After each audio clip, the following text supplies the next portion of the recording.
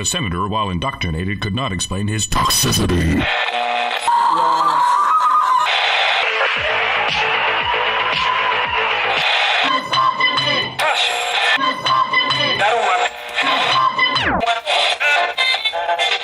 You should not listen to men's rights advocates if you want to know what they have to say.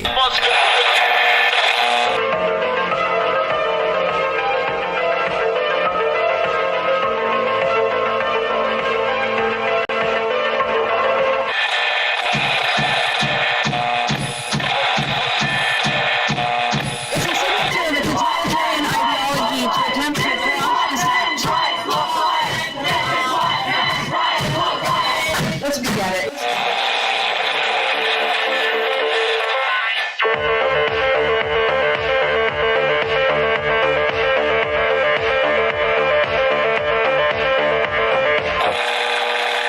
Number ZZ9 plural Z alpha. Number ZZ9.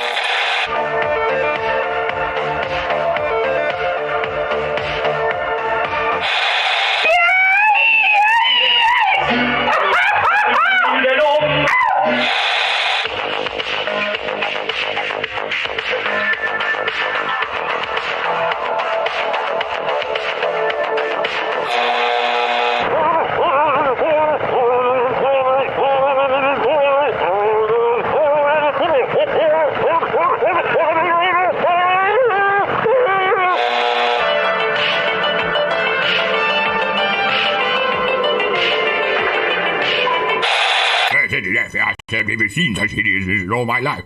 There's a lot of this, Yeah, couldn't agree more.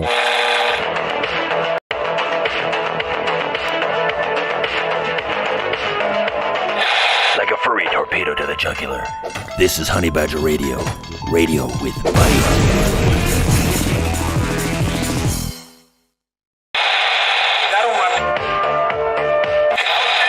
But the senator, while indoctrinated, could not explain his toxicity.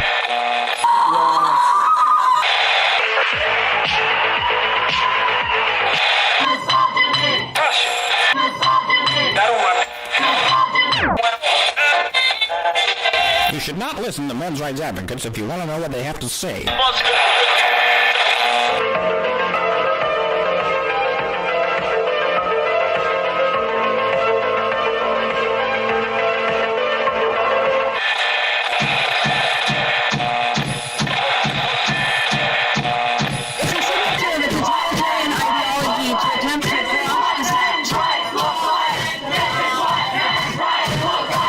Let's begin it.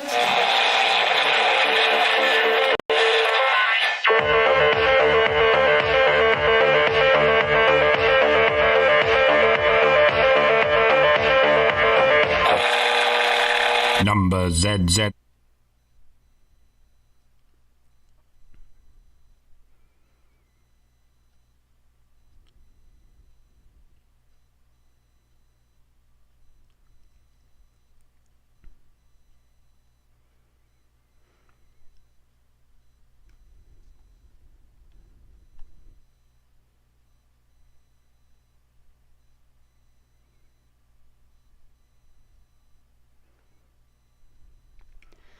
Hello and welcome to HBR Talk 278. Does this 1960s case study expose modern psychology's flaws?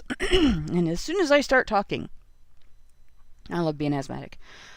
I'm your host, Hannah Wallen, here with nonsense annihilator Lauren Brooks and the personification of perceptivity, Mike Stevenson. And tonight, we're going to examine an old video of a 1960s case study on an aggressive child and see if you can tell what's missing from the doctor's language.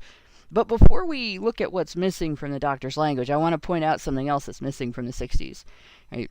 There were no video games back then that you played at home on a regular basis. Like if you had something that had a game on it, it was there were a few little devices you could get that would have a game, and a lot of them were more mechanical than video oriented.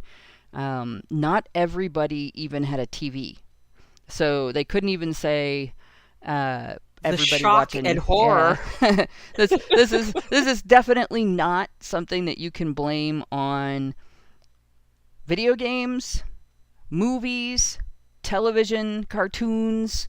The kid maybe listened to rock music, but they couldn't blame it on heavy metal. You didn't see little kids listening to heavy metal in the 1960s. It's so ironic that boomers used to tell us to stop watching the TV, and now we're telling boomers to stop watching the TV. Yeah. Oh my gosh. God. Well, and then, when they get old, they go to a nursing home and they get plopped in front of the TV by the nurses' aides. I wonder how many of them are like, no, we told our kids this is bad for your eyes. I'm going blind already, leave me alone. But yeah, so all of the things that we hear of people blaming childhood violence on today were not present in this kid's life, or were not broadly present in a lot of kids' lives, one or the other. I think at the comic book thing, it already happened where they blamed comic books for juvenile delinquents, but this child is not old enough to read. He's in preschool, so, or I think they call it nursery school back then. So there you go, 1960s case, and I'm going to get us started into the video, unless you guys have anything else to add before we get started. Get right into it. All right, let's hop right in. First up, it's going to show us the child's behavior. So here we go.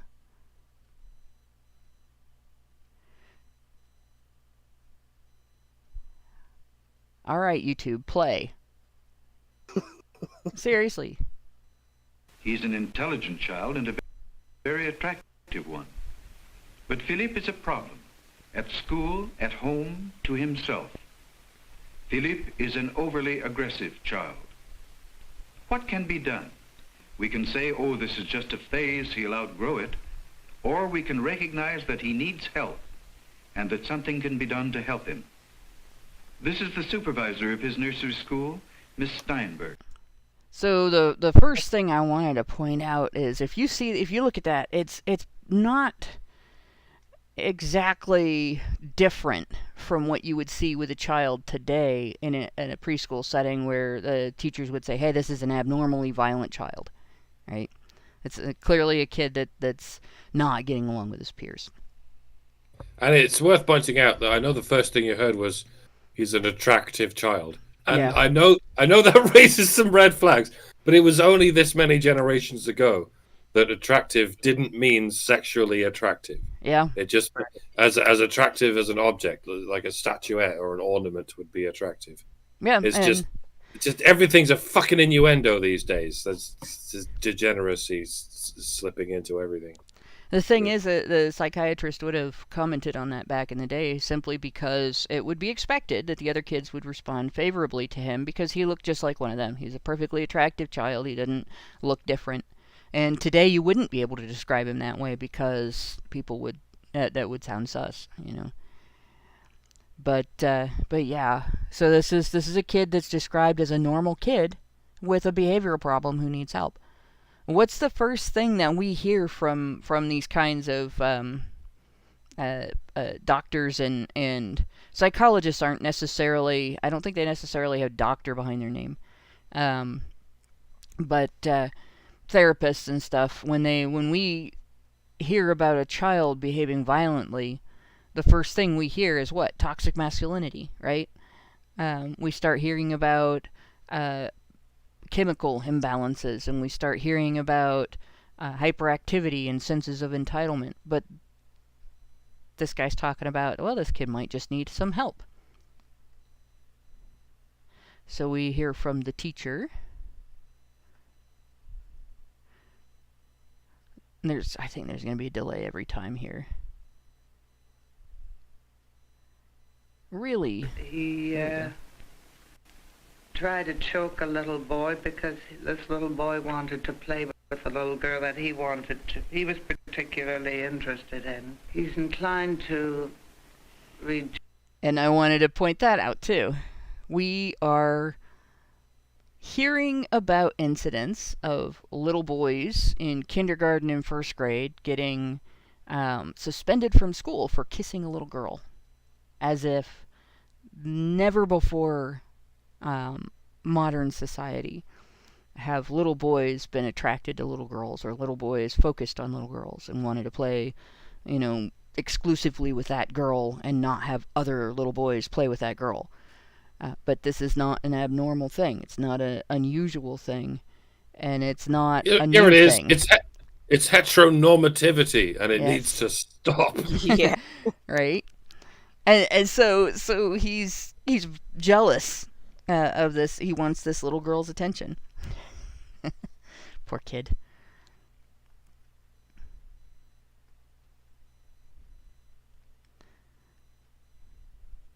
Reject any authority or limits set for him by the teacher. And it became so bad, even to the extent of hitting the teacher, smoking? that we had Yes. to ask the mother to come in to see us. And we recommended that she goes to the Children's Hospital for help. This is Dr. Hyman Kaplan. Your mommy is worried because you used to do so much fighting at school. And she'd like to know There how we go. we It's could not teach pausing for me, darn it. Not- There we go. Sorry about that. Everything is slowed down on my computer for some reason. I just restarted it like right before the show. But I just wanted to point out again, notice that the teacher didn't act condemning. And yes, she was smoking. That's something that's changed in a generation also. I mean, if they're filming it in a staff room, teachers smoke in staff rooms all the fucking time. Well, not anymore. They can't. Not in. Oh, you're not anymore. Not no. in the U.S. No. But it was only 15 years ago when they were still allowed to, so they still did. And you can imagine why, because it's quite a stressful job. It is. Yes. It is. Yeah.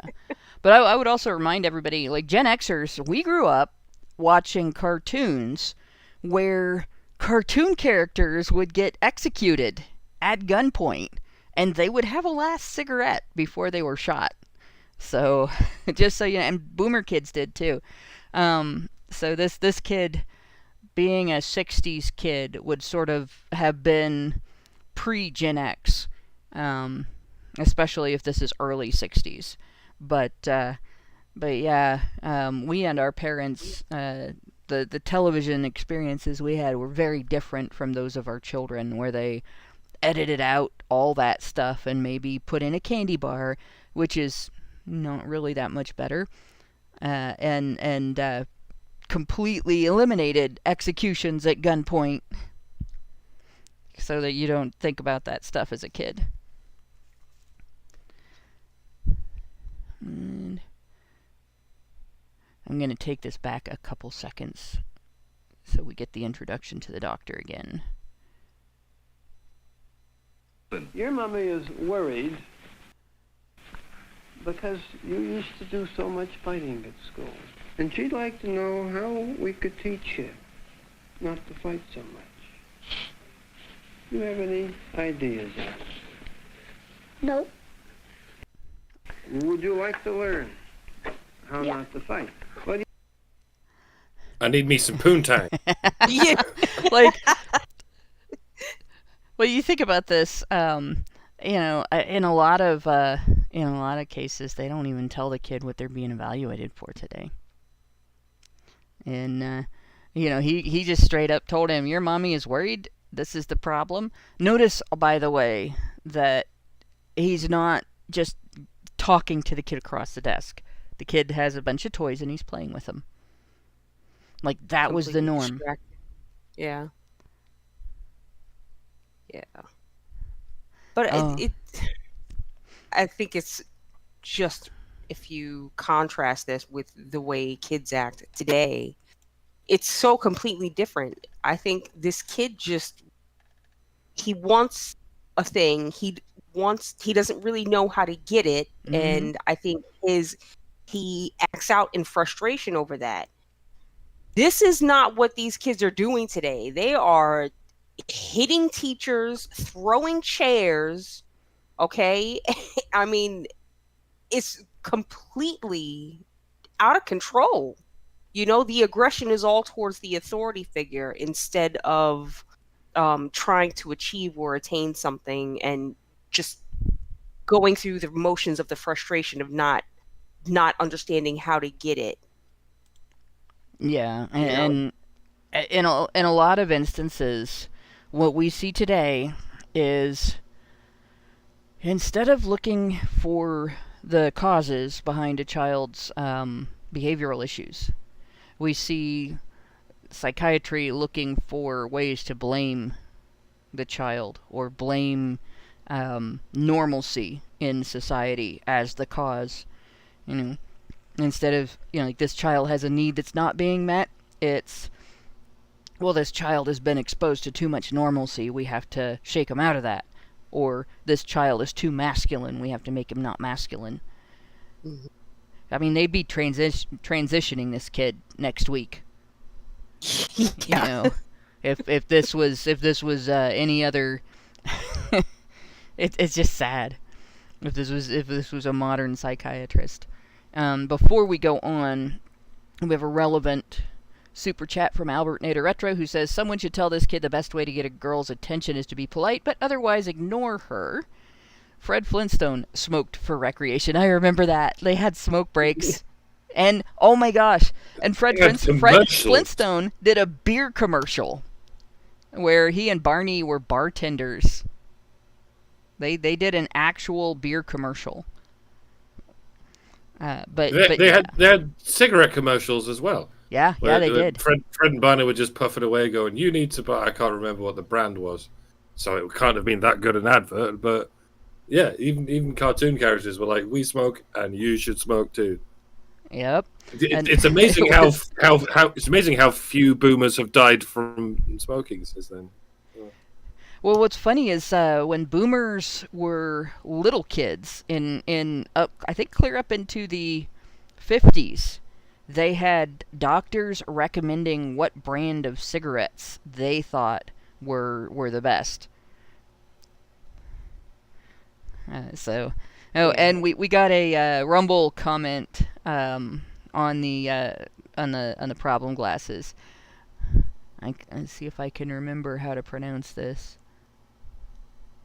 Oiken Wowie. I don't know. I'm not gonna try. I sorry. It's as bad as my handle on Twitter, OneroScript, which I looked up the pronunciation for the Greek deity, and there's not a solid, this is absolutely the way it gets pronounced, so you really, if you pronounce it wrong, I can't even criticize you for it.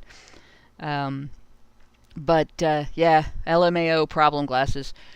Yeah, back in the day, when they didn't have, like, the super thin glass, and you had to have, they didn't have the super tough frames that were bendy and everything. If you were in a position where your frames might get damaged because of, somebody punching you in the face, like if you were a psychiatrist, or if you worked in a field where your glasses were at risk for other reasons, you had what the soldiers in the military, when they had to get glasses, would refer to as BC glasses, or birth control glasses, because ain't nobody gonna fuck you if you got those on. So, and that was a real thing. You can't even fall asleep wearing those kind of glasses, because you'll wake up with broken glasses. Yeah, or a broken nose. Like, seriously, they were heavy. My first glasses were heavy. And I mean, I was 10 years old when I got those things. So, yeah. That was in the 80s. 1982. Not British Columbia glasses. I will assure you it was definitely not British Columbia. And then Meredith G gave us a super chow. For $5. It says, HBR Talk 278, Honey for the Badgers. It seems to me that psychology today has moved away from proper socialization of a child, and that is true as well.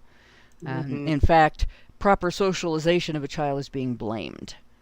It was one of the first industries or areas to be subject to the long, slow walk through the institutions that certain idea that feminism has done. Yeah. Like, at first they took over psychology then they took over universities in general, and then they took over schools in general. And from there, it's just been a cakewalk to everything else. Because once you have the child, you have the man, as Aristotle used to say. Yep. As soon as you're able to control the child, you have control over who he becomes, and that takes away any chance that the child has really at resisting until he's older and able to judge for himself, and even then, it imposes a fear that he wouldn't necessarily have if he was raised in a better environment. So let's see how our good doctor here discusses this with the kid. Remember, this kid had the Chad. No, I don't want to stop. Like, we're gonna go over that again. Nope. Would you like to learn how not to fight? Well, do you think fighting is the best way to do things? Yeah. And you don't feel you know any other way? Nope. This is Philip's mother. It's terribly disobedient. A child has to know and has to respect authority from a teacher or from a parent. I feel. There we go. We'll go back a little bit here. So he just pointed out he doesn't know any other way but fighting. So before we go on and hear what she has to say, I just want to point out, when a kid develops that outlook, it indicates some things. Because, like, the kids I grew up with, we were largely unsupervised most of the day after a certain age. Right? We'd go to the park down the street from the house, and supervision was 100 yards away from us. And if we got into a fight, if somebody wasn't bleeding, the adults did not stop the fight. Right? We figured out on our own that negotiation is much more pleasant than getting into a fight. And, like, we figured that out from beating each other up, deciding we didn't like beating each other up and getting beaten up, and learning to make agreements with each other on what we were going to do instead. And even while he's saying, I don't know anything other than fighting, he's playing with that. I don't know what that object is. I presume it's some kind of toy.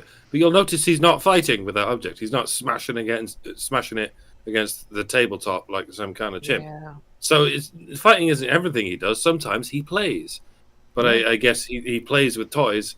But when it comes to children, yeah, I guess maybe he doesn't know anything other than fighting, which makes sense because kids are assholes.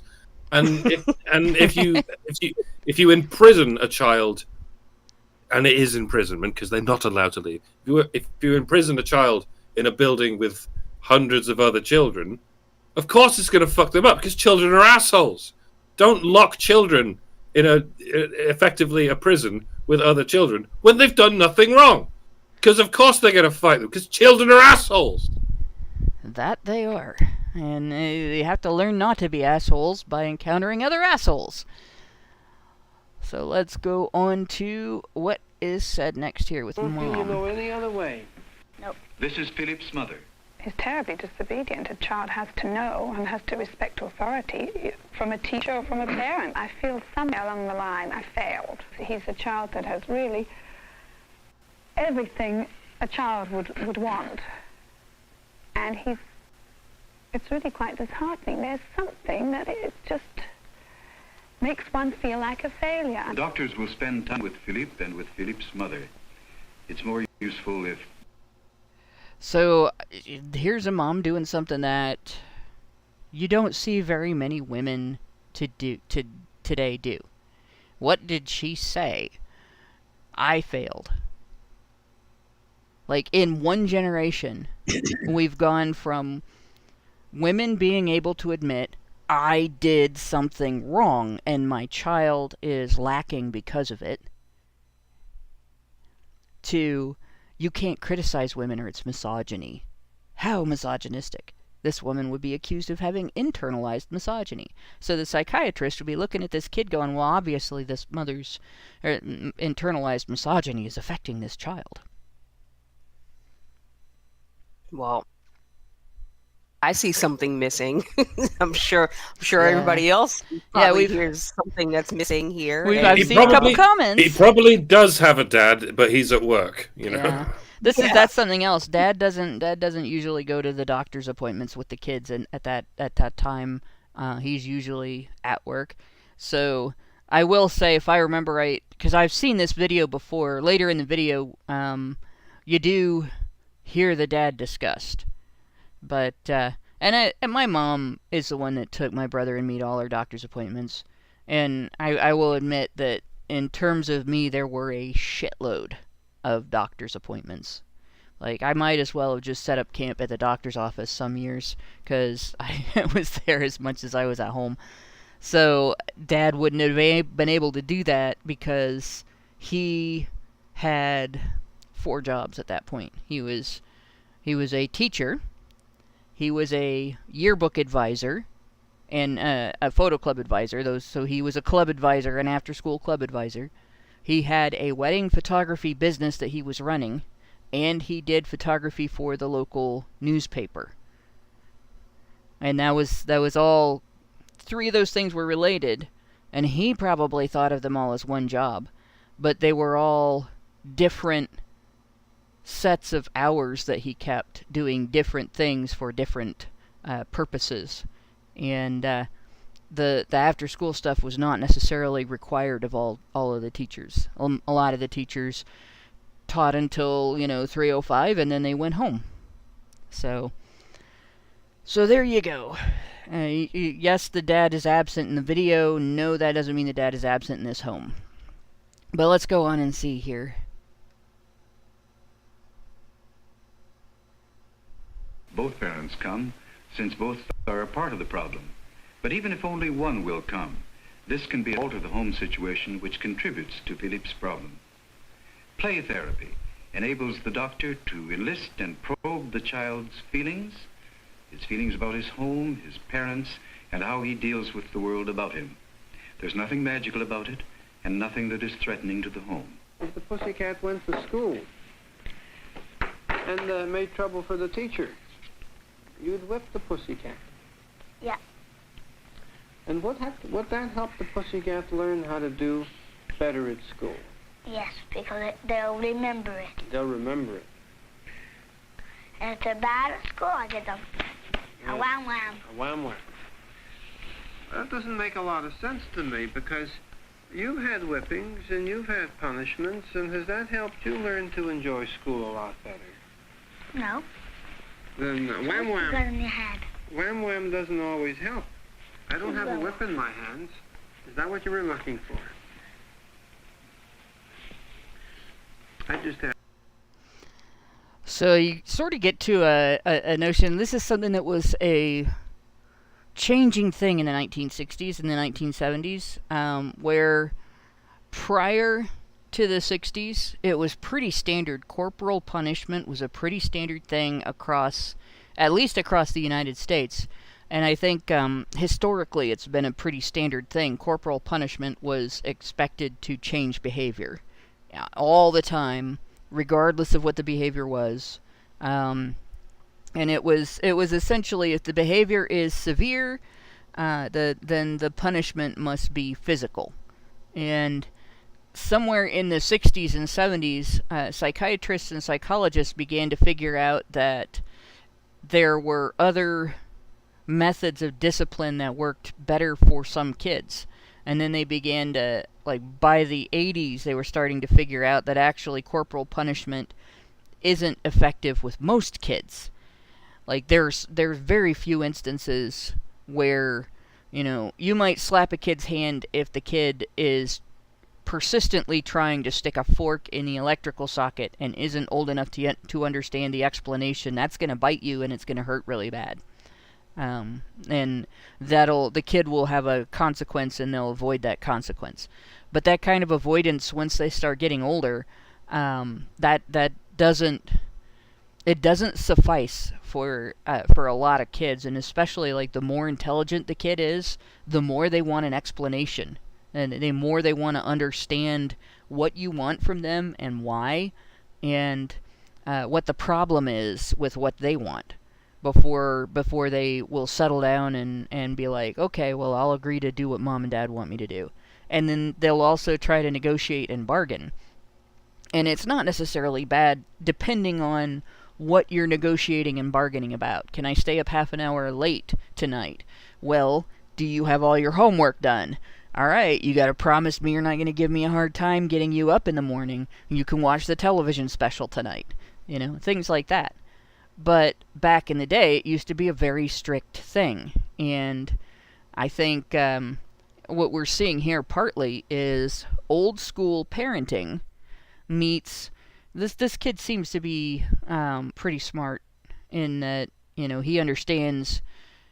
He's responding to an adult speaking to him like he's a kid today, that an adult speaking to a kid like that, you'd expect that kid to be elementary school age. But I think that kid is like maybe 4 or 5 years old and will not have started elementary school yet. He's in not preschool, but nursery school. So he seems to be a little smarter. And it may be that, you know, that corporal punishment is particularly useless on him. And I will admit that when I was a kid, it was pretty useless on me too. Right? Like, my parents had to, in order to get me to understand why something was bad, they had to explain the consequences to me. And it was worse for me internally if I realized that consequences fell on somebody else instead of on me. Well, if you do this, your brother's going to get hurt. And here's how it's going to happen. Like, you set this dog free that likes you but hates everybody else in the neighborhood, because the neighbor's dog did like me and hate everybody else in the neighborhood. That then your brother's going to get bit, and it's not your dog. And if the dog gets hit by a car, your neighbor is going to be sad and cry. And so I stopped interfering with the neighbor's dog. But yeah, so this kid talking about the corporal punishment thing, that was actually a very controversial and new kind of idea in the 60s.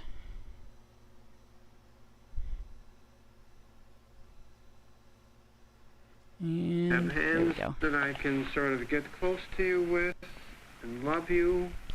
You love me? And be friendly to you. Yes, I love you because I'm a doctor that's trying to help you. And I'm trying to help you by trying... Did you see the look on the kid's face? It threw him for 6, didn't it? Like, he's never been told it before. Yeah. And this is another thing, like, none of the adults in a child's life that are not the child's parents can say that today. Maybe aunts and uncles. Like, and I tell my grandson all the time I love him. But I don't think that I've ever told any of my friends' kids that I love them. Like, I would run into a burning building to get them out. You know, even now. Although one of them's a Marine, so probably he wouldn't need me to do that. But I'd still, you know, it would wreck me to lose one of those kids. But I don't think I've ever said I love you to any of them. Because now, it's inappropriate. People look at us weird. My friend group will say that. We'll say goodbye to each other on the phone or in public and hug and everything and say, love you guys, we'll see you later. And they look at us like, are you guys having some sort of a relationship? It's like, yes, it's called being really good friends. But, we're people that have been there for each other through thick and thin. Right? And when I explain love to people, I get biblical on everybody, and I'm like, well, how is it demonstrated in, the guidebook that a lot of Americans are raised with? This is how you're supposed to live, right? Love is demonstrated through personal sacrifice, through showing that you value and trust and are have a sense of dedication to the welfare of the other person, and it can be everything from you work harder to make sure that person has what they need, to you take time away from things you were planning on doing to assist somebody with something that they need help with, or to commiserate with somebody who's been through something rough, driving, 150 miles to sit with a friend because they've had something bad happen, and you just need to be there with them. That's a show of love. And becoming a doctor to treat people for illness and help them be better, help them recover and stuff, that's a show of love for humanity.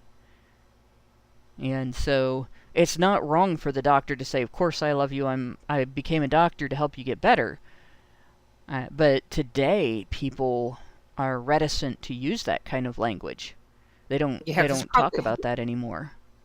There's probably some kind of legal ramification, or maybe not legal, but professionally, you don't want to give the child some sense of, I don't know, authority figure when you're in the role of a therapist. So I could see somebody having come in and shut down on the way that a therapist would interact with the child and what they can and can't say. But man, the way this little boy's face just lit up when he said that, it was like, God, that's heart-wrenching. It is almost like it was the first time anyone had ever said it to him. Yeah. But clearly it's not a message that is being given to him by people from who he would value that love and affection and acceptance from. Yeah. It really makes you wonder what the household dynamic really is like, because of course they're going to say whatever they're going to say. They know there's cameras rolling. That dynamic hasn't changed at all, but yeah. At the same time, this doesn't mean that teachers can go ahead and say that love is love. With regard to absolutely everything, you know what I'm getting at. It's possible to take it too far in the other direction. Yeah. The elimination of platonic love has had all kinds of effects, and that's one of them. I don't know if that makes sense as part of what you were saying. Yeah, it's possible to love a child without wanting to fuck them. We need to find this middle ground again. This platonic love thing.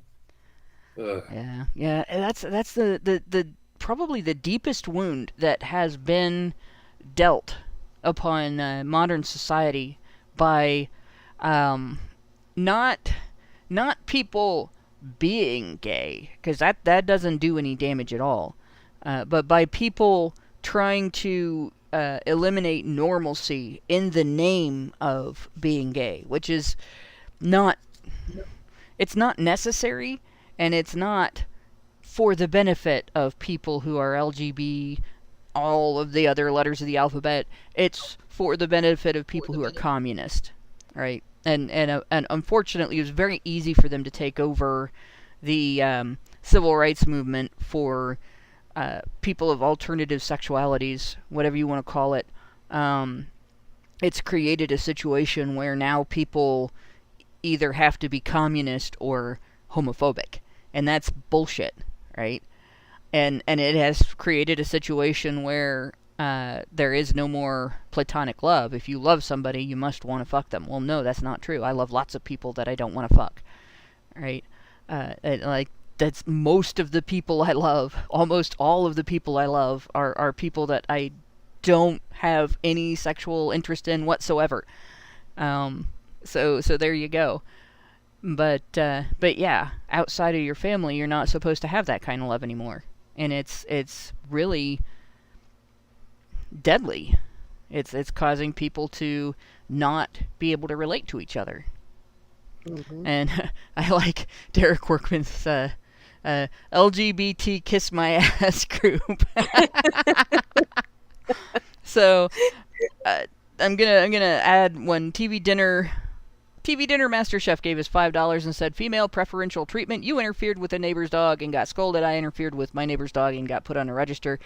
And Marin Ribaric says, defined interfered. And that's a good question, because what I did was the neighbor's dog was on a leash out in the backyard, and I let the dog loose so that it could come in my yard and I could pet it.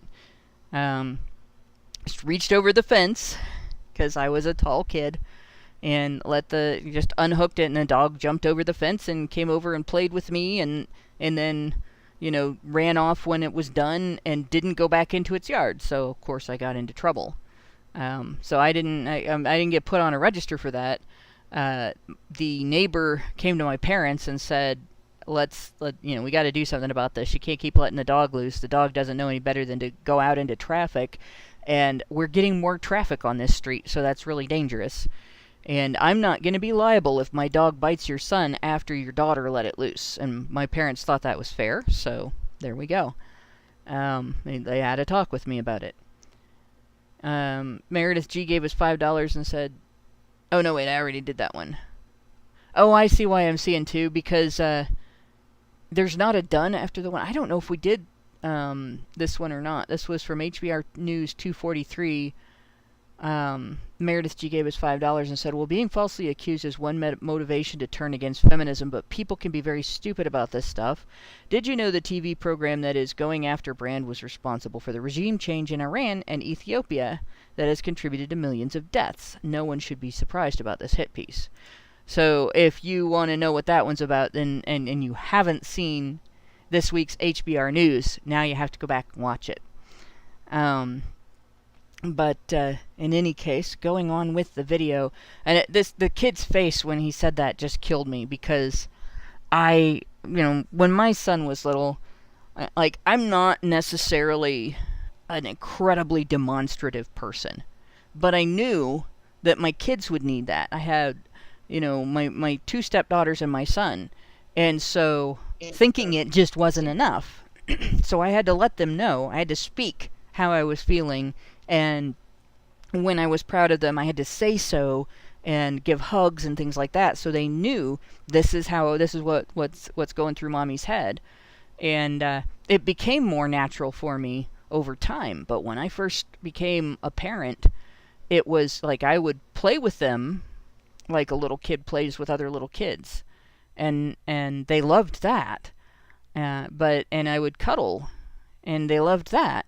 But actually saying, you did a good job, I'm proud of you, I had to work at that. Just because I was thinking it didn't mean they knew, right? And I wonder about this mom because of some of the things that come out later in this video. So there's a little foreshadowing there. But I was recently, my doctor's looking into, is it really high functioning classic autism with me, or Asperger's, or something else right now. So it's one of those, the parent can affect the kid. And I think part of the reason that my kids grew up being putting effort into understanding other people is because I put a lot of effort into teaching them that and being that for them. So. Oh, and Albert Nader Retro gives us $5 and says, Lord Michael of the House of Random come driving home the point with a sledgehammer. Nice. I should further point out, don't hit kids with sledgehammers. A toffee hammer is fine. This is a joke. This is not medical advice. I'm not a real doctor. I don't know what an actual toffee hammer is, but I when I hear toffee hammer, I think of the candy. And that kind of, yes. Yeah. Is there another kind of toffee hammer? It's the hammer you hit toffee with. It's a tiny little thing. Okay. No, I mean like a little hammer made out of toffee. Gosh. Yeah, well, that works too. They might enjoy that. Yeah. Plain Dane gives us $5. They can eat it. Yeah, actually, yeah. Well, I mean, we used to beat each other with sticks when I was a kid for fun. We got those dowel rods that you could get at the hobby store because they were really cheap, and then we'd wrap them up in towels, all except the handle, towels and big heavy rubber bands, and just wail on each other with them. Because it would hurt a little bit, but you didn't get a bruise from that. You didn't injure each other with it. It was just like you didn't hit hard enough to injure. And that was sword fighting. And we had plastic swords too, but the plastic swords would break, so we liked the dowel rods. Plain Dane gave us $5 and said, "When I was a kid, I threw a chair/desk. The reason for throwing the chair was that I had completed my work ahead of schedule, and she told me that she didn't want the other kids to feel left behind. Consequently, she refused to give me any additional extra credit work. This infuriated me because I despised being held back because of others. My uncle was on my side. He said, 'Fuck that commie bullshit.' I felt validated and still do. I was suspended for 5... You were right, too, by the way. I was suspended for 5 days, but it made little to no difference because I caught up within 2 days. I'm the only one that did any work. Fuck public schools. Homeschool your kids." So I will tell you, I had some similar experiences, although I didn't throw things. Because my teachers were very lucky in one element. I don't get bored. I get caught up in stuff and stop paying attention to what's going on around me. But Plain Dane, your uncle sounds like my dad. My dad would not have tolerated that for a minute. I wouldn't have been suspended because my dad would have gone in and raised holy hell at the school for punishing me for doing good work. And, I would have been, by the end of it, either the teacher would have had extra work for me to do, or I would have been allowed to sit and read if I had that issue. And that happened with my brother in a different way. He had a teacher who had a rule that if you didn't finish your in-class work in time, you had to stay in at recess and finish it, which was actually against school board policy at that time, because back then they recognized, and this is documented, kids need playtime in between study time in order to essentially release their wiggles. Kids' brains will they'll stop focusing on schoolwork if they do not get some time to actually just go have some physical activity and do some things that are fun that an adult isn't directing. You have to do this way, so it's not like gym class with square dancing and all that stuff. So they have to have recess in elementary school. And my brother is a very meticulous, like, our family is peppered with engineers. And my brother's not an engineer. He's an artist. He's a photographer and a musician. But he's still very meticulous in everything that he does. So he would do his work very meticulously, and then he would check it over very meticulously before he handed it in. And as a result, the other kids were rushing through their work. They were handing in mistakes. They were not getting 100% on everything they did. He was staying in at all 3 recesses to get all of his work done and getting 100% on everything he did. And when my parents found out, they were livid.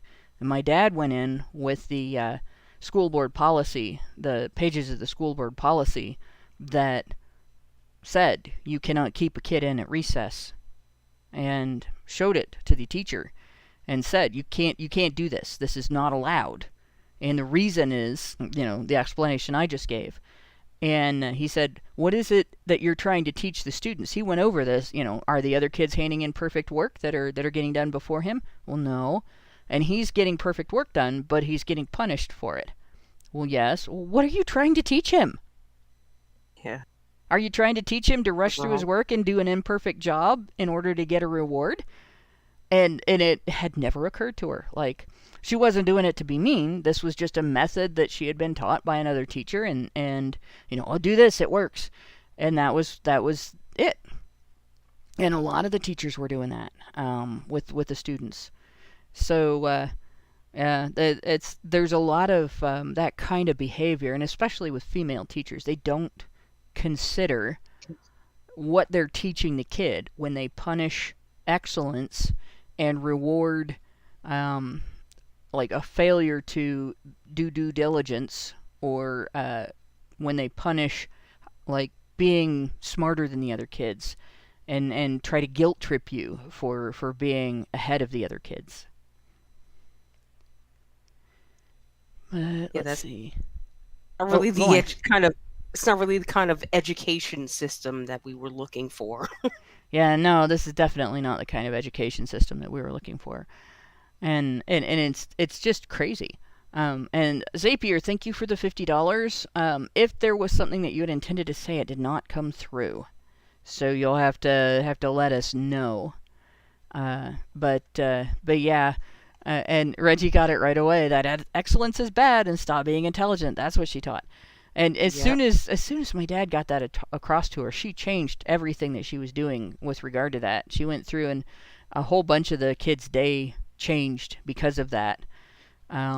This wasn't a bad teacher. She just hadn't thought that through very well. And back then, this would have been, again, like 1980, maybe 1982, somewhere in there.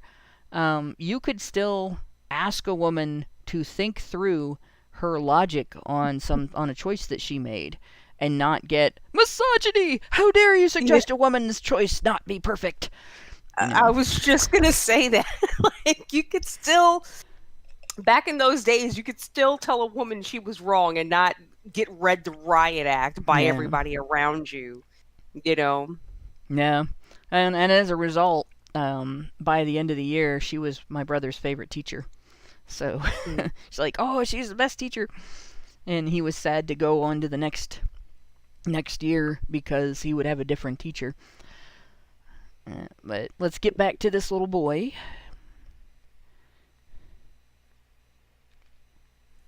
If I can get the stupid thing to play. There we go. Trying to find out how I can help you enjoy your school without fighting all the other kids so much, because there must be a good reason why you fight all those kids. On the one hand, you say he's got everything he wants, and then you say somehow I feel he's missing something, and more than that, you say you feel you're the one that's making this missing occur. Well, he's missing, obviously, child companionship. I mean, obviously, without the lack of other children, it's not a wonderfully happy home. He's such a difficult child anyway to handle that I just couldn't take another. Wouldn't want another child. Who do you think's the most... So, right there, he's an only kid. Now, I will point out, lots of kids grow up as only children and never become violent or badly behaved. Like, they grow up... there were a lot of only kids in the neighborhood I grew up in. And, they would go to the park and play with the other kids. So they were only kids at home, but they still had companionship with other kids. So, I don't know. It's so crazy, because I was just thinking about this morning, how, like, different people's situations, like, growing up with siblings is a completely different experience than growing up as an only child.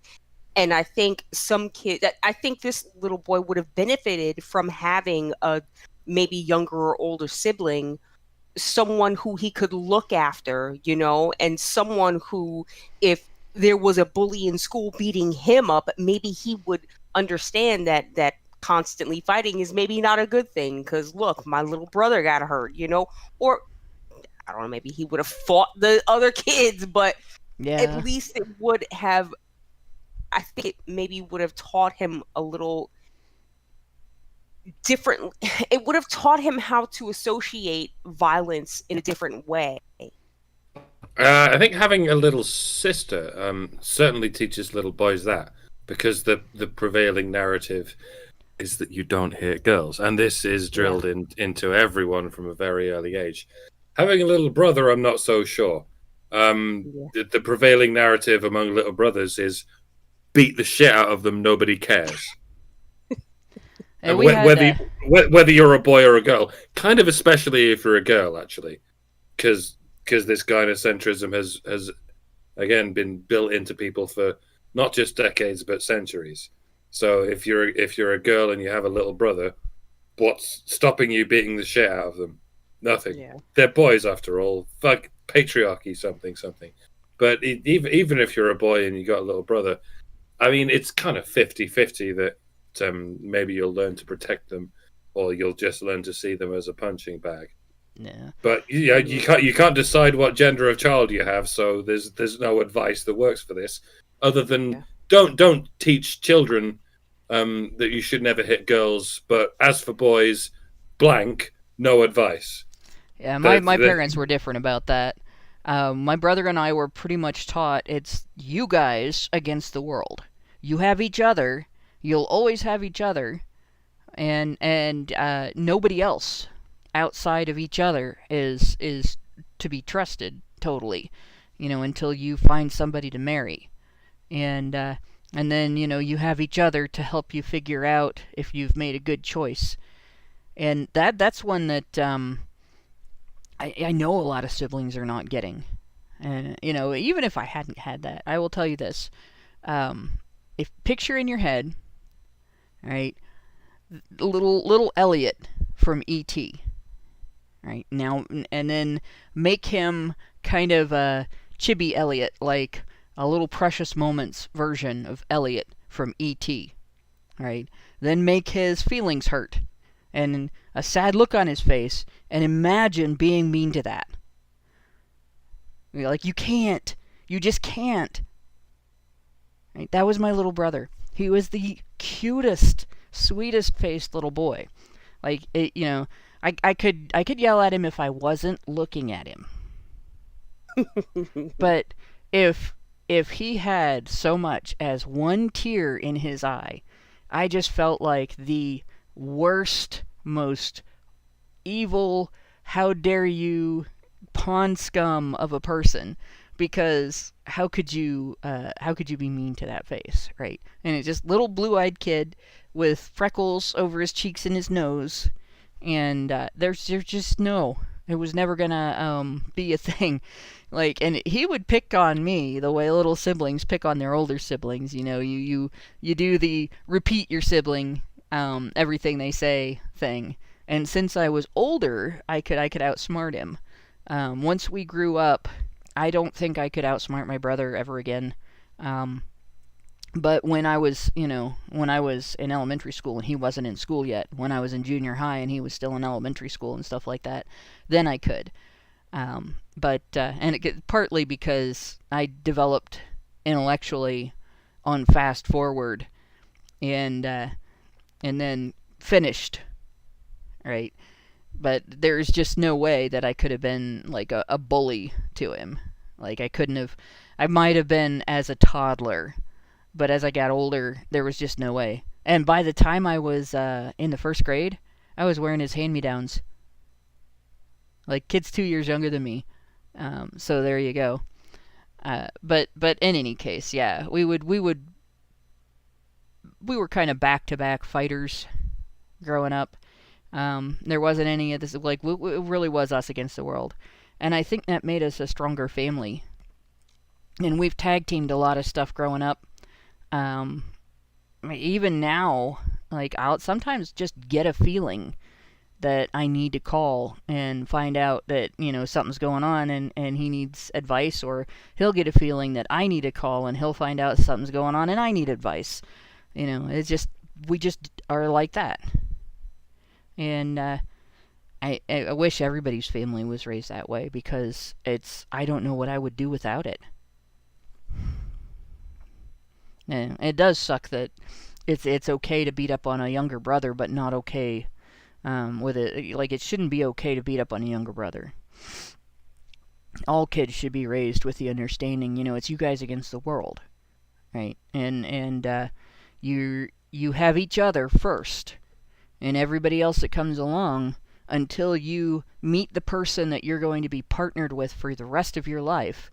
Everyone else that comes along is just a friend in comparison. And, so you have each other first. You have each other's backs. But, yeah, I depending on when you grew up, Wes Wolver says E.T. was not that great of a movie. For the time, it was an amazing movie. It might seem cheesy by today's standards, but for the time period, yeah, it was quite an amazing movie. So it's Gen X nostalgia there. You have to You have to understand. And I'm sure, like, baby boomers have nostalgia for a whole different set of movies and a whole different set of standards in movies. And then I would say the same thing about millennials, what they would consider to be a great movie. Like, probably, though they don't get into either of our generation's movies, except maybe Goonies. So, there you go. I watched Goonies on the plane to the US, or back from the US recently, and just because I haven't seen it for 25 years, I remember every scene. Yeah. Every scene. There's not a single moment of that film that isn't burned into my brain. Fucking classic. Yeah, they wouldn't even make that movie today. They wouldn't. There's a few problematic things in that movie that they just wouldn't do today. Right, but they did back then. Let's take a look at. Let's see if I can get it to play. Happy home. He's such a difficult child anyway to handle that I just couldn't take another child. Who do you think's the most important person in his life? I would say I am. You are. Would say so. I'm imagine so. Yeah. Well, I would agree with that. Now, children don't learn things by being born with a machinery for knowing things.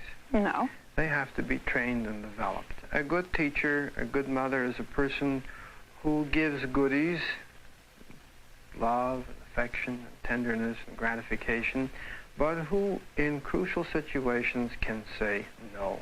How good a teacher are you, particularly when your child doesn't want to listen to you? He gets punished, and that's all there is to it. And then you become a punitive teacher. If he's very rude, he goes to bed and he's punished. And it doesn't matter to him if he doesn't watch the television. He just goes over my knee with a slipper and he goes to his room. Doesn't always work.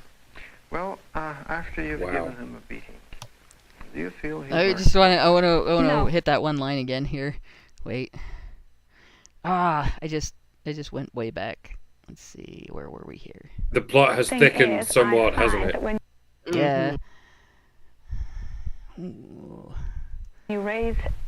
I raise my voice to him, we're he in the wrong raises spot his here. voice back. My husband is in particular. Let's see if I can get back to it. There we go.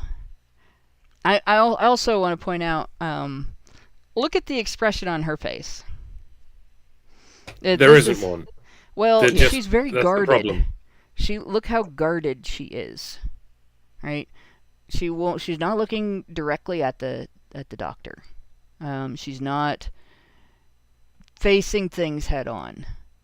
And she's giving the answers that she thinks are correct. And let's see if he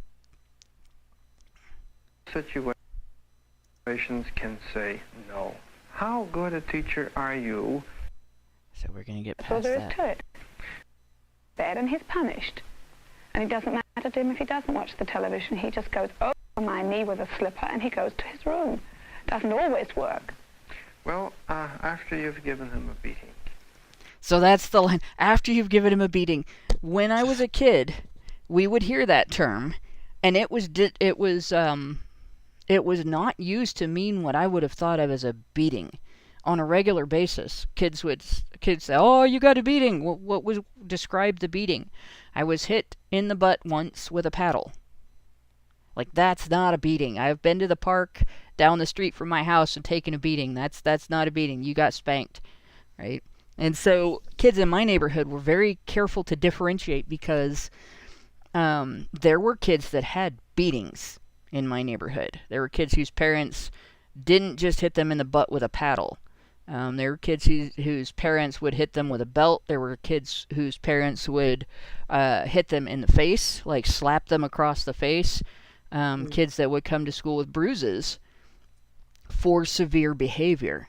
And it was still considered the norm that if your behavior was over the top, that an over-the-top punishment would happen. And when I was a kid, one day Child Protective Services came and talked to us in school about the difference between a spanking and a beating. And a lot of kids went home with this idea they could talk to their parents and say, you can't do this anymore because Child Protective Services said so.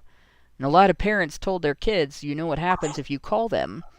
You don't live here anymore. They will come get you, and they will take you, and they will put you with other parents in another house. And that's where you'll stay. And nobody called. Nobody wanted to go live somewhere else. So, not to say that it's not abusive to beat your kids, because I think it is. But it's not useful to teach the children, that they should call CPS under that circumstance. Because the parents that are going to get called on are likely to tell them something like that. And unless things are so bad that the child is afraid to stay at home, they're not going to call. And just so you know. But yeah, it was pretty normal back then to refer to any kind of discipline. Like she says, she puts the child over her knee and hits him in the butt with her slipper.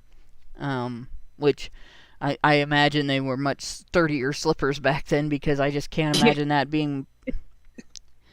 like my friends and I hit each other with things that were a lot worse than that. But yeah, I imagine they were more like little shoes. And this, so it would be like getting paddled with a paddle, and that was referred to as a beating. And there's a reason wait till your father gets home is so much more effective than just a paddling with a slipper, because it puts the fear of death into a child. Even though when the father gets home and the mother goes, "Do it," he very often takes the child into another room and goes, "Your mother's upset with you. We have to do something to appease your mother. So let's just act like we did, and then it's over with." But it was the fear itself, perhaps the fear for several hours while they wait for the father to get home. It's the fear itself that does it, and maybe that's not ideal either, because using fear to teach a child is not ideal either. But it's a lot better than actual violence, because that is what teaches a child that violence is how we solve these issues. And to a child, well, I get spanked in the ass with a slipper means I have to do some kind of equivalent to another child who doesn't do who crosses me in some way, and they don't have access to a slipper. All they have is their fists. And so they're like, well, I'll do the closest equivalent I can think of spanking this other child with my... Oop, did we lose you, Mike? Oh. I think we lost Mike there for a minute. Yeah. And this is where, like personally, I was a difficult child, not because of any kind of a behavioral disorder, but because it was very difficult to use standard punishments on me. And my brother was the same way in some ways. Like, he had such a high pain tolerance, spanking him wasn't going to be very effective. Like, you really would have had to be abusive to him to make spanking effective. And my parents were not going to do that. One of the common things that was done in the 70s and 80s when we were kids was grounding. I don't think that existed when, maybe it did, because didn't Leave It to Beaver get grounded sometimes? The little boy. But I just, like, my parents didn't do that. And it wouldn't have worked on me, because I would have just sat in my room and read all my books. And they were teachers, so they were not going to say, you cannot read your books. Right? Yeah. And they could have said, well, instead of reading your entertaining books, you're going to read school books or the dictionary or the encyclopedia. But I was already doing that because I was a nerd. So having a child that doesn't get bored, a significant portion of the punishments that were that people came up with during like the late 60s, early 70s and 80s that were not corporal punishment used boredom as a punishment. So you couldn't punish me with boredom because it couldn't be inflicted. You could put me in a room with just wallpaper and I would come out of there and tell you how many of whatever pattern on the wallpaper there was. Or tell you where all the faces were in the wallpaper. You know, and how far you had to stand away to see the faces. You know, just whatever. You know, I could do the little pareidolia thing. Or I would come out and I would have in my head a whole story written, possibly about the wallpaper. Still, like, that didn't do anything. So, and my brother, like, it was the opposite with him in terms of, like, if you grounded him, it deprived him of something that was as fundamental to his existence as air and nutrition. You had to let him go outside. You had to let him socialize with his friends. So it would have been like a real beating, not just paddling a child, but a real, honest to goodness, bruise-leaving beating to ground him. So they couldn't do that to either of us. So we had, you know, this is what has, you know, happened. This is the consequences that you inflicted. Now it's your job to do your best to mitigate those consequences. So if the consequences cost somebody money, we did chores. Mom and Dad, quote unquote, paid us for the chores at minimum wage until we had earned enough to pay back what we cost somebody. You break somebody's stuff, you do chores to pay for it, and then you go out with Mom and Dad and you spend that money and replace the item, you know, and things like that. And that was a lot of what we did growing up, was recognizing consequences for behaviors and doing the labor or sacrifices of time and effort and things to mitigate those consequences. Like, and if you misused an item, the item was taken away until you learned to use it properly. That was basically it. But boredom didn't have any effect on me. Yeah, like I said, the most effective punishment for a child, if it works, is you've pissed people off. Mm-hmm. Yeah.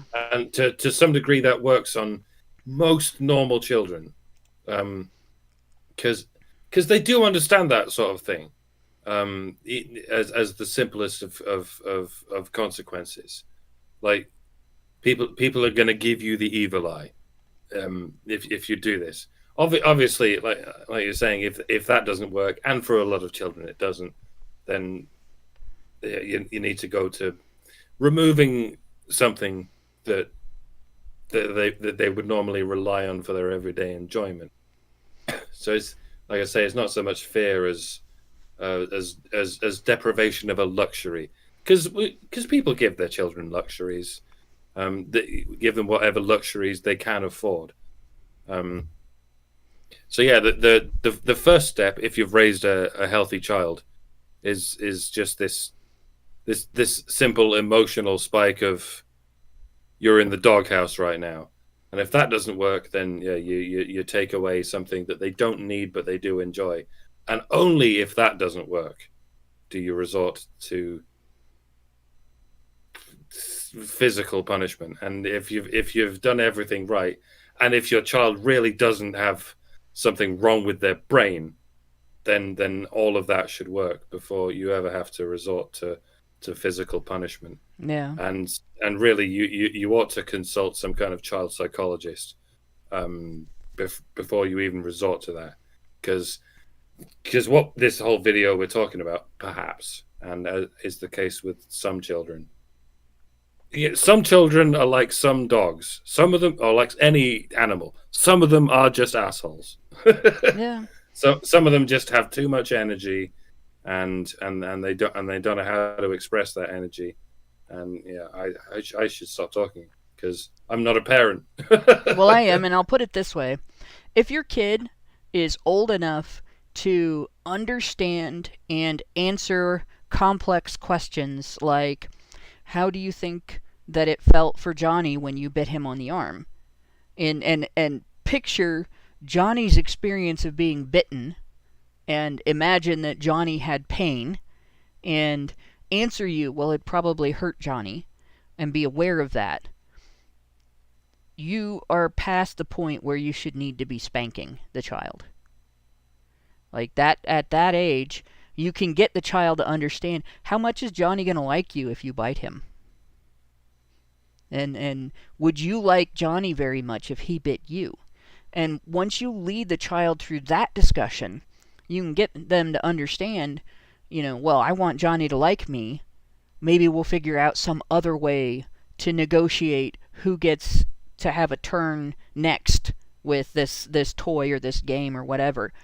And, or whatever else they were arguing over. And, but when the child is prior to that age where you can explain consequences and stuff like that, there will be behaviors that your kid does that are a threat to his or her life, like trying to run out in front of traffic, or trying to stick a fork in a electrical outlet, or trying to break through the little lock you have on the cupboards to get into where the bleach and stuff is that you don't want the child taking a taste of. And then if the child persists and just doesn't understand and can't understand why mommy and daddy don't want them in that cupboard, then slapping a wrist, or my dad used to have this thing, it doesn't injure, it doesn't hurt, it's not painful, it's just very fucking annoying. And he would just how you're like flick a booger off your fingers, except he'd land it on your lip, like right under your nose, like right in that little Cupid's bow part. And that was if you were being whiny, like for no reason, nothing's going on, you've been told no for something, and you're doing the kind of behavior that sort of shocks the kid out of the behavior, and you get this little and then you look at dad, and dad's like, don't do that. And that was the end of that. There was no suffering from it, no nothing. And, you get the communication. Crying means that something's wrong. So, or that you're sad about something, and you need my help. And if you do that when you don't need my help, then I won't know when you need my help. Right? And that's not something that they do just with boys. Like, I got that. I still remember that. I remember a lot of things that happened when I was little, but I remember that just because I was like, don't do that! Well, I'm going to do that every time you whine. You can tell me when something's wrong, but don't you sit there and whine. And that was the communication. So if something was wrong, then I had to say, I'm really not happy about this, or whatever. Parents don't seem to do that with their kids. They treat their kids as little accessories that they're just towing along with them in their lives. Like, your child is your student, your focus as a parent. Your main focus as a parent is your child. And everything else comes second. That's why you have children, is to give somebody a new life and a chance at the best life they can have. And it's your focus to give them every tool that you have in your toolbox to achieve that. But yeah. And yeah, Reggie has pointed out, if you're in the wrong state, the shrink calls CPS. That's true, unfortunately. Especially if the child says anything about discipline, or if the psychiatrist thinks the child is the wrong sex for their body. So, let's see, going on here.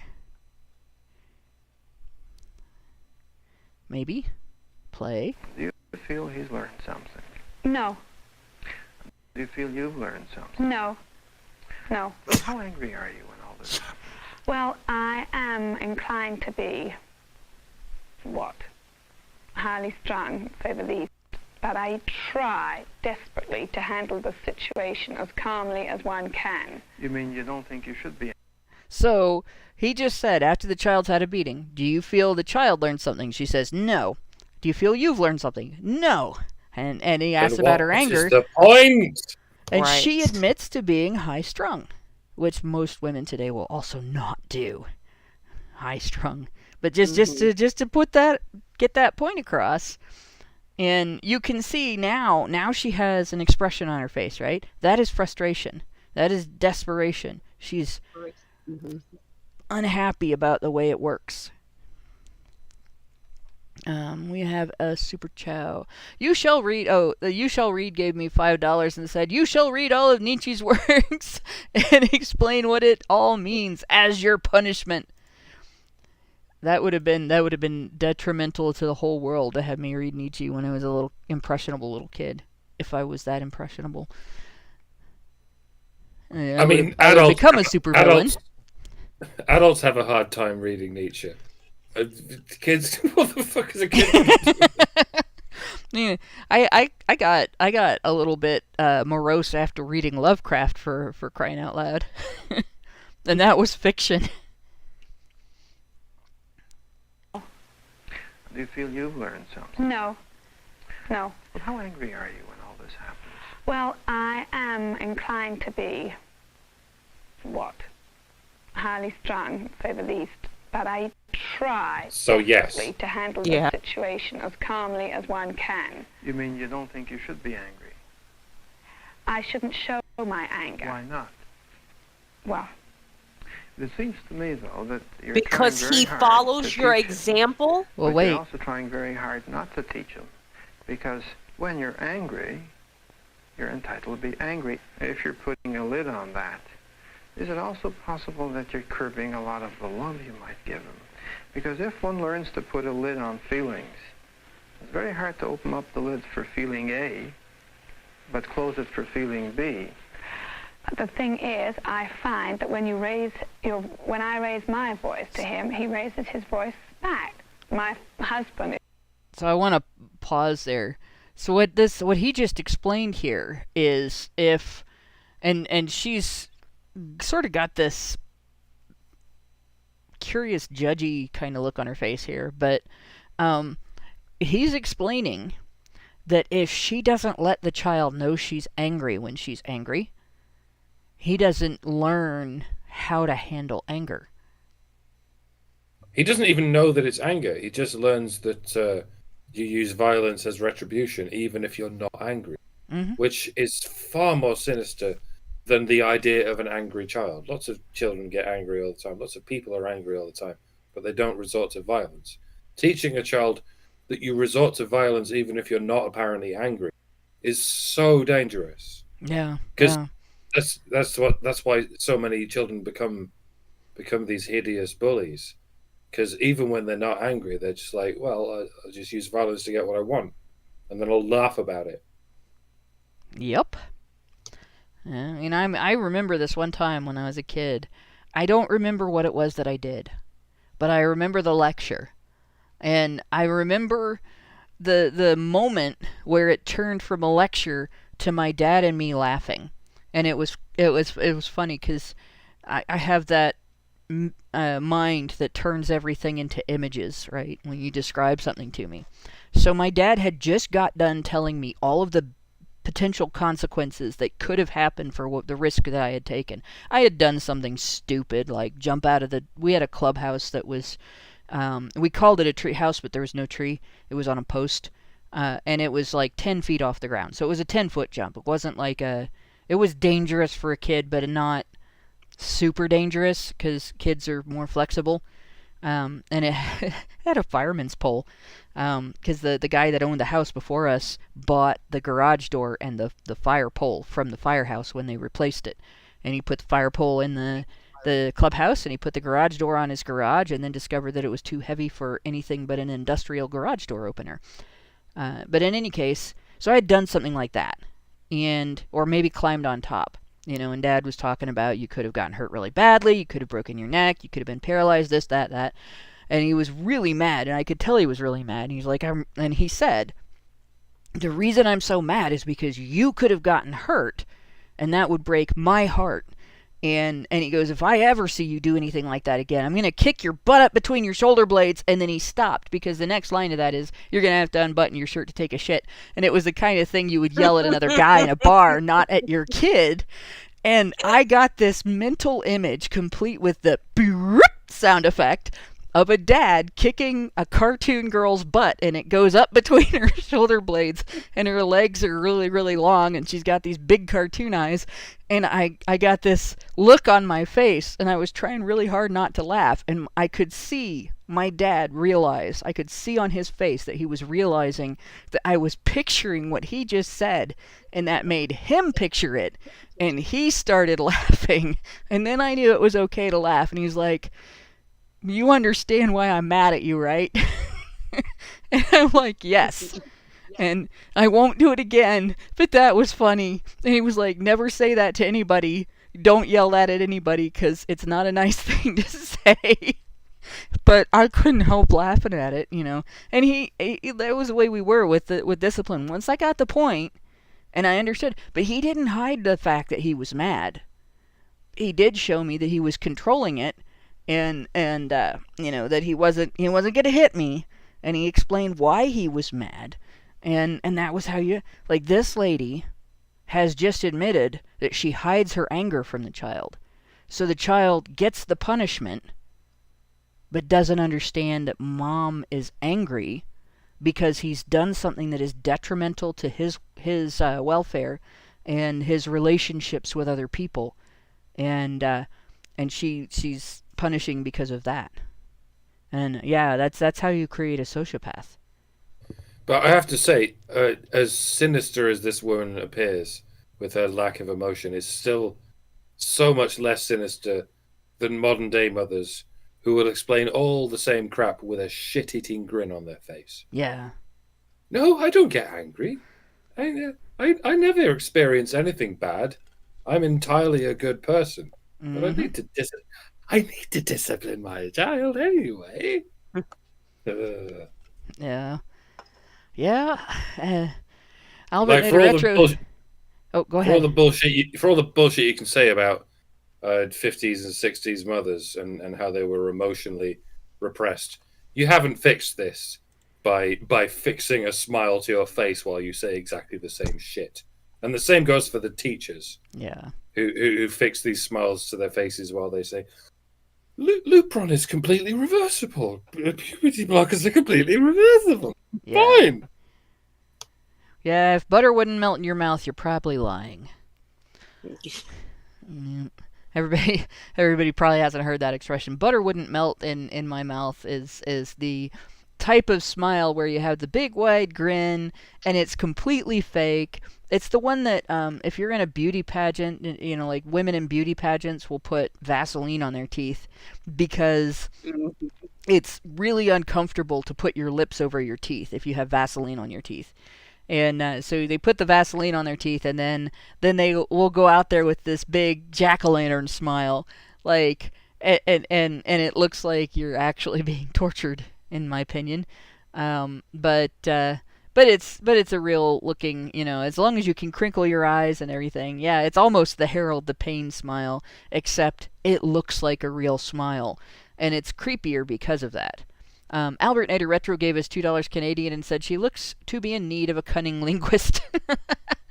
Yeah, she does kind of look a little bitchy. She has that's the thing about the emotionally repressed women of the 60s, and that there were some.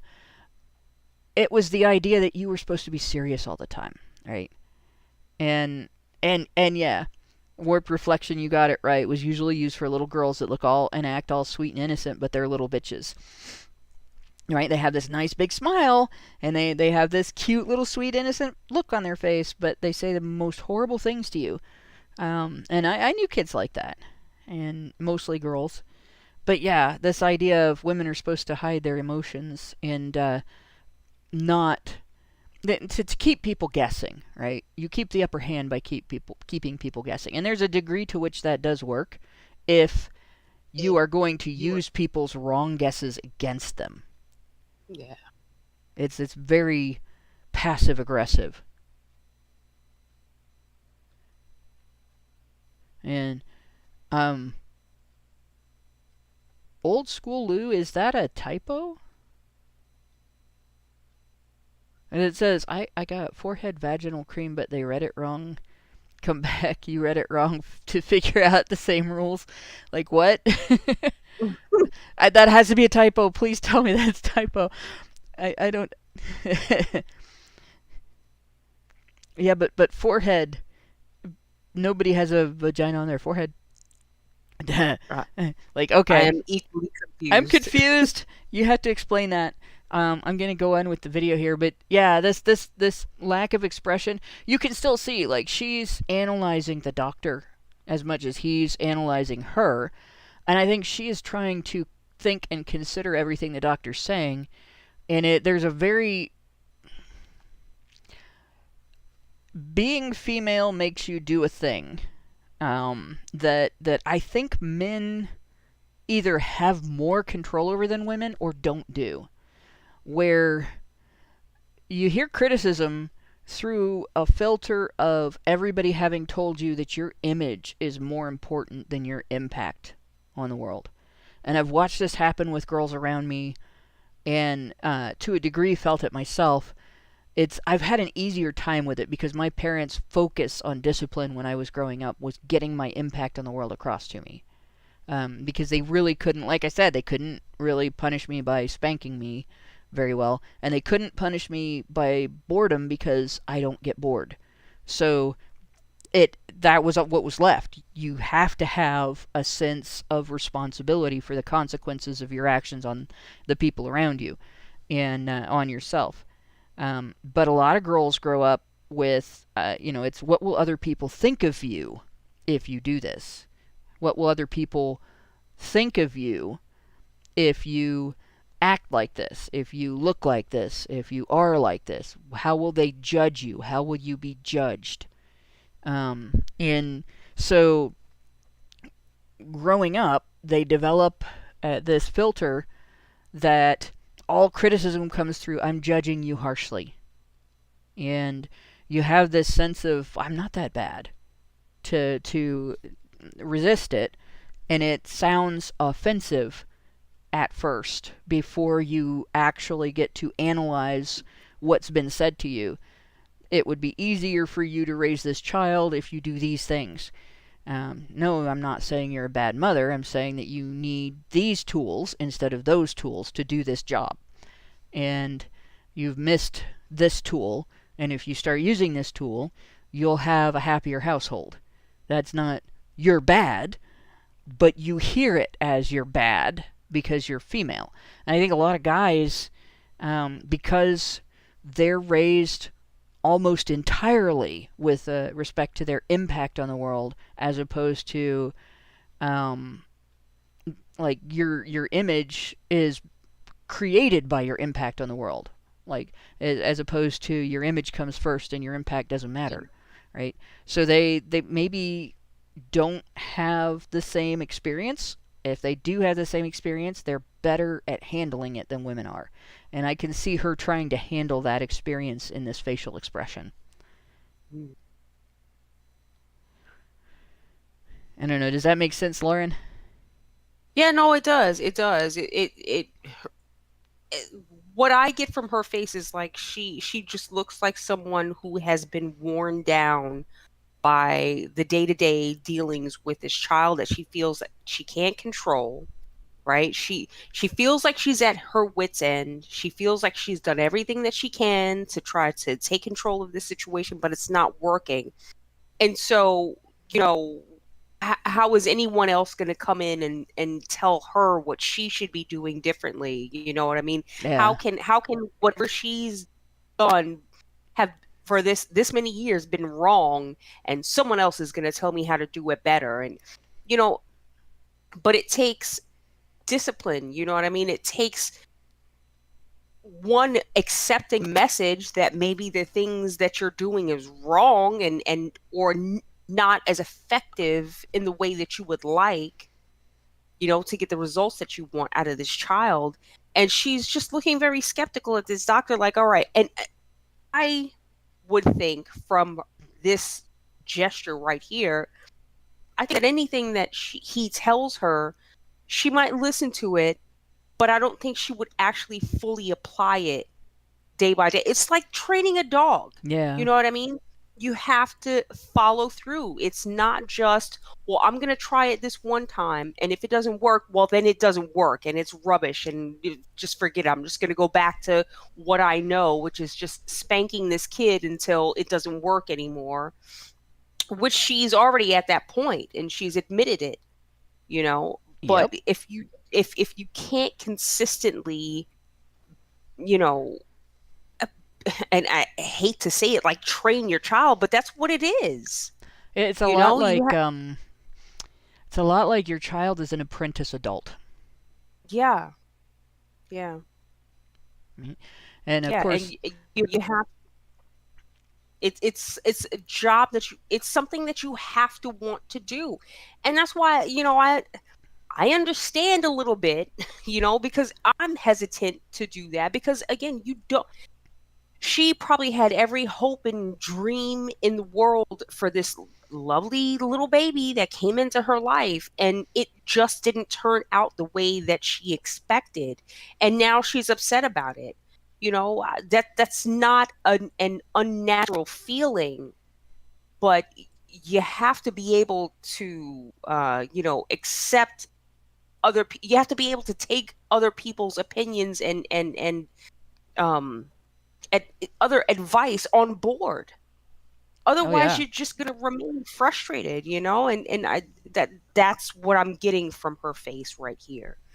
She just seems like she's just so downtrodden, and, well, maybe not so much, because, you know, at least she's still trying. You know, she recognizes that there's something that needs to be done, but I just don't think that she has a clue about how to get it.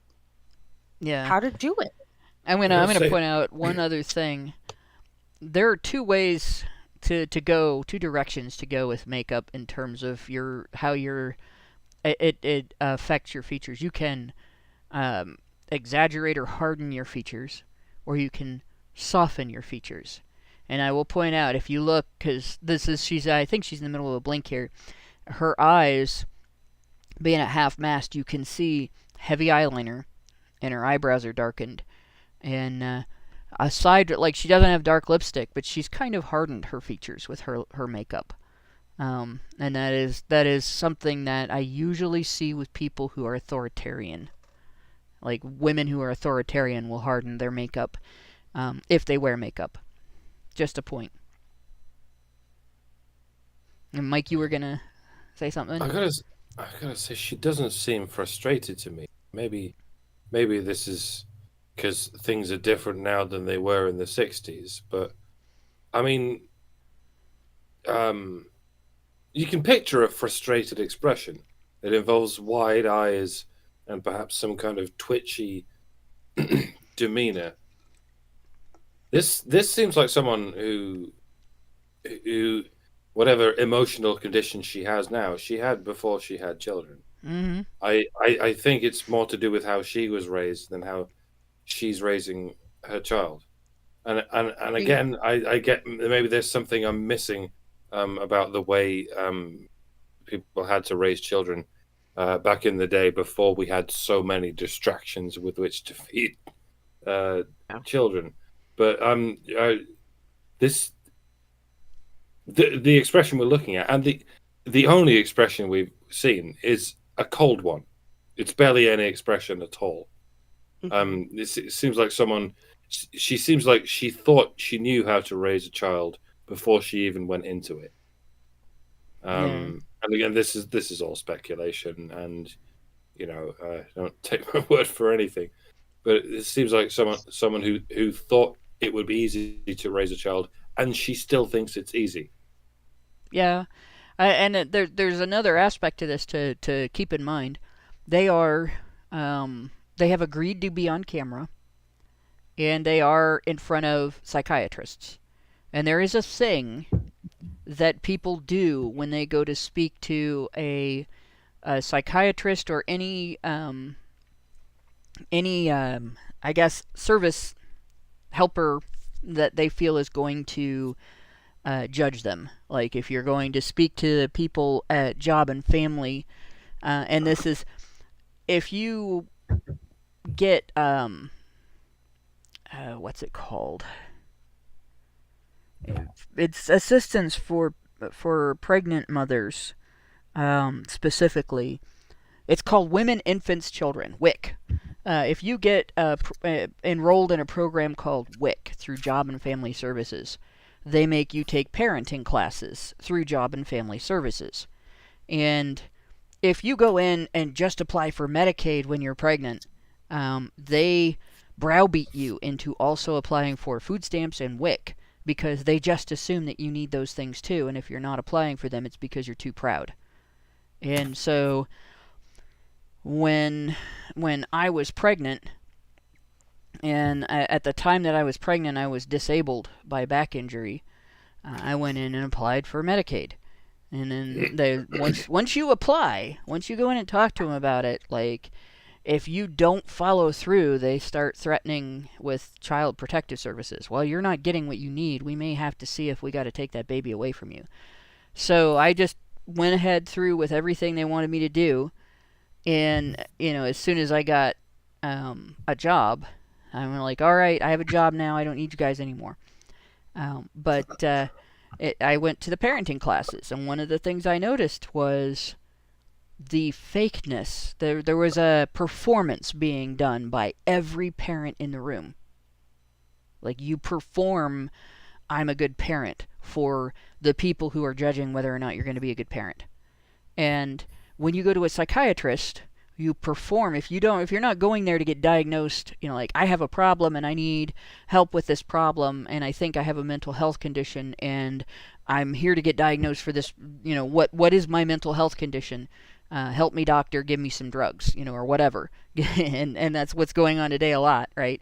But if you're in there with a family member and you're trying to get the family member diagnosed, you perform, I'm a normal family member as part of a normal family in a normal household, and the only person in the family that has something wrong with them is the person that we've brought in for help.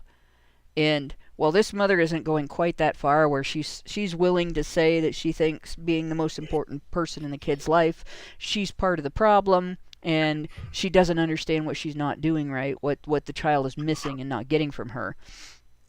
She's still trying to perform, I'm not, there's nothing wrong with me, right? And so you're going to see her masking. And what I'm seeing with her behavior here is, if I keep my face as neutral as possible, I won't betray any abnormalcy that you can focus on, and you'll have to treat the child. We have 2 Rumble rants and a super chow and a super chat here. I'm going to read all of them, and then I don't think we're going to do any farther with a video tonight. I think I'm going to call the show here. Albert Nader Retro gave us $5 Canadian and said, boycott Expendables 4. They replaced Terry Crews with 50 Cent, even though he harassed Crews over coming forward about a sexual assault. I haven't seen any of the Expendables, actually, now that I think about it. But, so it's hard for me to do it, but now you guys are aware of it. If you want to jump on the boycott, there's the information. Plain Dane gave us $5 and a super chow and said, I have more stories that are kind of similar, and they piss me off to this day. The teacher assigned us a task to draw and color an animal with colored pencils. Since I grew up reading manga and comic books, I had some experience with drawing the characters in manga and comics, and I was pretty decent at it. Don't get me wrong, I wasn't a Salvador Dali, but I was better than average. Anyways, I drew a tiger, and the teacher walks up to me, takes a look at my drawing, and says it looks ugly. What the hell? I was shocked and stopped drawing. She walked away, and I looked at the other kids' drawings. They looked like shit in comparison to mine. This happened in first grade, and I think this was my first experience with gaslighting. I took my drawing and showed it to other students and teachers, and they all said it looked good. The other instance that still pisses me off happened during my freshman year in high school. I got into trouble because my all-female science group mates decided to mix all the chemicals in one beaker, resulting in the chemistry teacher yelling at me and accusing me of trying to make a bomb with soap, bleach, and lime juice. Oh, geez. how were they that unsupervised to begin with? My chemistry teacher never would have let that happen. But I will say he was always very present in the classroom. I was just reading the instructions. I looked at her and asked, what the fuck is wrong with... By the way, I threw the chair in 6th grade. Whenever I hear boys falling behind in school, I'm reminded of these experiences I had. Yeah, it sounds to me like your chemistry teacher was not as present as my chemistry teacher, but my chemistry teacher was very meticulous and also put the fear of God into us about messing with the chemicals in the class, because some things, when you mix them, create, like invisible poisonous gas, and we didn't want to kill ourselves. But at the same time, my lab partners blew up a Pyrex beaker by we were supposed to have a iron skillet or some sort of cookware. We were doing the make peanut brittle experiment, and they blew that up, and it ruined everybody's, because the girl that was supposed to bring the pan didn't bring the pan, and it was bad because I almost brought one, thinking, maybe what if she forgets, and then I didn't, because I was afraid if I brought one and she didn't forget, she would take it the wrong way, and I should have, because we ended up making it in that beaker, and I kept saying, you gotta take it off the heat, take it off the heat, something's wrong, it's making crackling noises, and the next thing, it just literally exploded, and we had glass in our faces. I had stepped back, and I still got glass in my face. It was bad. It was not a good experience, and it was hot too. So I'm lucky I don't have scars on my face from that. And then we had to pay for the beaker, and those things are more expensive than you would think. Yes. And it was very upset, and it said exactly that. But yeah, that one he allowed, sort of, because he was dealing with somebody else, but he had told us. All three of us had been told, you have to put it back and forth on the heat or not do the experiment. This is, and he gave us a chance, and we screwed it up. So there you go. Let's see, we got the hard to pronounce name. Oichin Wowie gave us $1 and said, "Got it. Women with sharp eyebrows are Karens." Yeah, to the nth degree. Most of the time when I run into women who have their eyebrows like really, really tailored and darkened, or like the ones that shave their eyebrows off and draw it in with a pencil. Now, this doesn't cover women whose eyebrows don't grow in very well. Like if you see Peach Fuzz and she's darkened it, it's because she looks like she doesn't have any eyebrows if she doesn't do that. But I've seen women shave their eyebrows off, and you can see the stubble sometimes too, and then draw them back on, and women who have perfectly normal, perfectly good eyebrows, and then they put eyeliner in them to darken them, and it looks like they've got, mustaches over their eyes. And they do. They seem to, like, if they make themselves look more harsh, they are. And then you have Nobafan21 gave us $1 and said, if you haven't done a show on it already, could you go into more detail about women being judged for their appearance, unlike men for their impact? We have talked about this before, and we'll probably talk about it more in the future, but I do think I want to do more of a show about it. And it's not just women being judged for their appearance, it's women being told that is their mark on the world. Because that's the shallowest mark. It doesn't even last your whole life, right? Yeah, men are also judged on their appearance. Yeah. But they're not only judged on their appearance, unlike women. That's the real difference. And in a lot of ways, men are judged on how their appearance might interfere with them making their mark on the world. Where women, they're judged on I don't want to say judged on necessarily so much as encouraged to focus more on their appearance in the world than their mark on the world, if that makes sense. And yeah, it might be a future talk. I think that's everything. Yeah, I read the Expendables thing. So that's those. Alright. And that is the last of our super chats and super chows. So we will remember we're at 5:53. We're like just before 6 minutes into this. So this might be a few shows. And we might break from it in the middle. There is an article on emotional labor in the workplace that at some point I want to go over with Prim. But we'll have to figure out when she can be on, and then if we need to interrupt this, we'll interrupt it, and if we can't interrupt it, then we'll do this all the way through and then do the article, that other article with Prim. So that's sort of what's coming up in the next few shows. So you'll have to, we'll leave this as a cliffhanger, and you'll have to tune in next week to find out more about the angry eyebrow lady and her kid, and how psychiatry handles an aggressive child in the 60s as opposed to today. But I want to point out there is something that has not been mentioned here in the first 6 minutes of this video. We have not heard the phrase toxic masculinity. There is a reason for that. That phrase did not exist in psychiatry at that time. So, with that, do you guys have anything else you want to add before we jump out? I'm going to be in America 2 days from now. Yay! Yeah. Be there, folks. Well, I'm already in America. Well, you better be. Yeah. Except I'm in Ohio.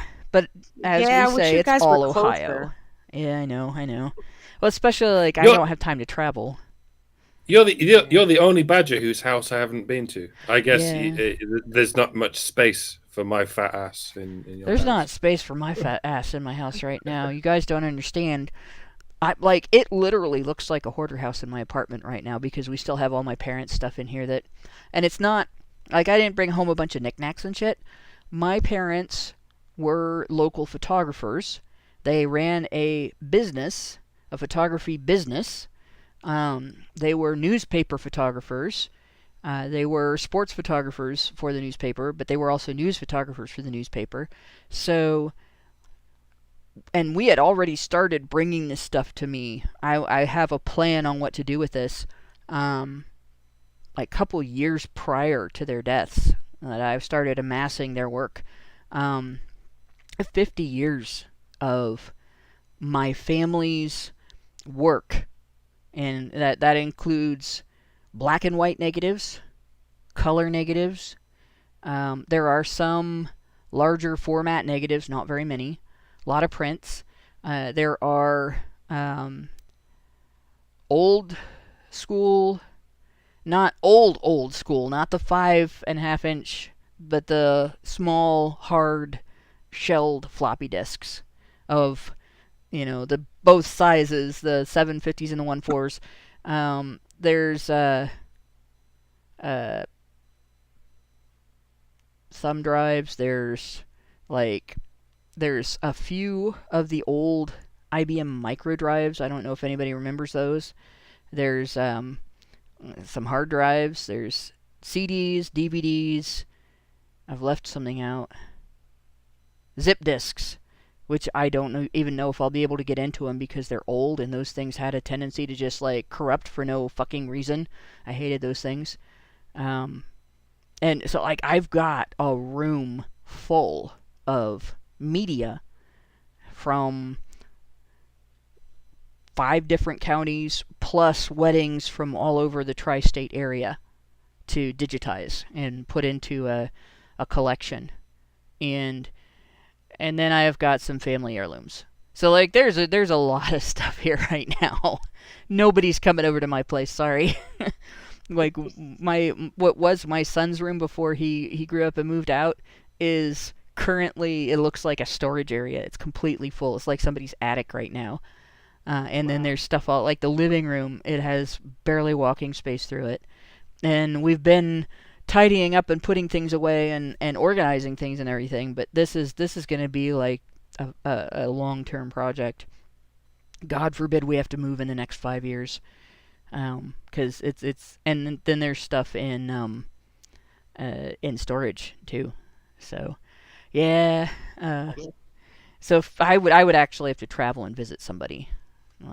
Like that's basically, that's what would have to happen for me to hang out with you guys, and that's just the way it is. And I probably maybe later this year, now that like I'm doing the very last thing, I hope this Friday I have a thing to sign, and like the house has been sold. Everything that was still in the house went with the house. I am hopefully done dealing with my parents' insolvent estate after their death and can move on from that. And that means I'll be able to hopefully maybe do a mixed up meetup sometime later this year. But I'll keep you guys updated if that's going to happen. And until then, I'm just going to be antisocial for like normal. And but with that, welcome to the internet. We're all antisocial. That's why we. Except the guys, they're Uncle Social. Oh, you. I had to. And with that, we'll go ahead and call it. I will talk to you guys next week. Thanks everybody for listening. Thanks to my two co-hosts. This is kind of a weird subject matter, but I think we're doing pretty good with it. And thanks to everybody who works in the background to make HBR Talk happen. Good night, all. Men's rights activists are machines, dude. Okay? They are literal machines. They are talking point machines. They are impossible to fucking deal with, especially if you have like a couple dudes who have good memory on top of that, dude. Holy shit, you're fucked.